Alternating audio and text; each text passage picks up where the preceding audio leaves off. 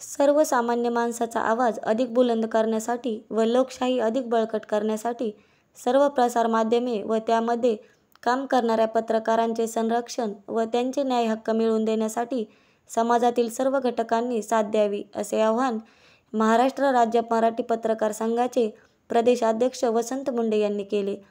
महाराष्ट्र राज्य पत्रकार संघाच्या वतीने आयोजित दीक्षाभूमी ते मंत्रालय या पत्रकार संवाद यात्रेच्या दुसऱ्या टप्प्यास छत्रपती संभाजीनगर येथून मंगळवार दिनांक 13 ऑगस्ट रोजी प्रारंभ झाला.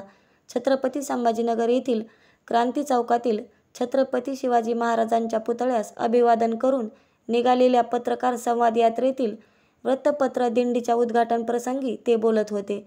माजी केंद्रीय मंत्री खासदार डॉक्टर भागवत कराड, महाराष्ट्र राज्य पत्रकार संघाचे राज्य सचिव विश्वास आरोटे, मराठवाडा विभागीय अध्यक्ष वैभव स्वामी, छत्रपती संभाजीनगर जिल्हाध्यक्ष डॉक्टर प्रभू गोरे, महानगर अध्यक्ष अनिल सावंत, ग्रामीण जिल्हाध्यक्ष शांताराम नगर, विलास शिंगी, मुकेश मुंदडा, संजय व्यापारी, रमेश कोंदलकर, गणेश भोसले, वृत्तपत्र विक्रेता संघाचे उपाध्यक्ष अण्णासाहेब जगताप, निलेश फाटक, अमोल धामणे, विलास कोरडे, मेडिकल असोसिएशनचे पदाधिकारी रोशन शिंदे, कमलेश मंडोरे, राहुल मकासारे, शेख शेफिक, सुजित ताजने, श्री संत सावता महाराज भजनी मंडळाचे हरिभक्तपरायण माधव महाराज, इतरवाड यांच्यासह वृत्तपत्र विक्रेते व पत्रकार मोठ्या संख्येने उपस्थित होते.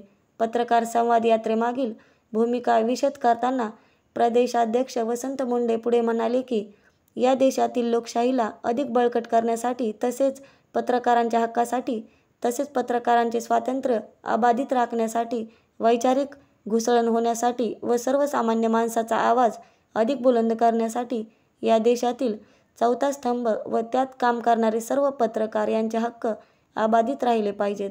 यासाठी पत्रकारांच्या प्रश्नावर केवळ चर्चा करून भागणार नाही तर त्यांचे प्रश्न सरकार दरबारी पोहोचवण्याचा प्रयत्न या पत्रकार संवाद यात्रेच्या माध्यमातून आपण करणार आहोत. माजी केंद्रीय मंत्री तथा खासदार भागवत कराड म्हणाले की कोविड काळामध्ये मृत्युमुखी पडलेल्या पत्रकारांच्या कुटुंबियांना शासनाने मदत करावी यासाठी आपण प्रयत्न करणार आहोत. तसेच पत्रकारांना मुद्रा लोनच्या माध्यमातून 20 लाख रुपयांपर्यंतचे कर्ज उपलब्ध करून देण्यात येणार आहे. त्यासाठी पत्रकारांनी या योजनेचा लाभ घ्यावा, असे आवाहनही त्यांनी यावेळी केले.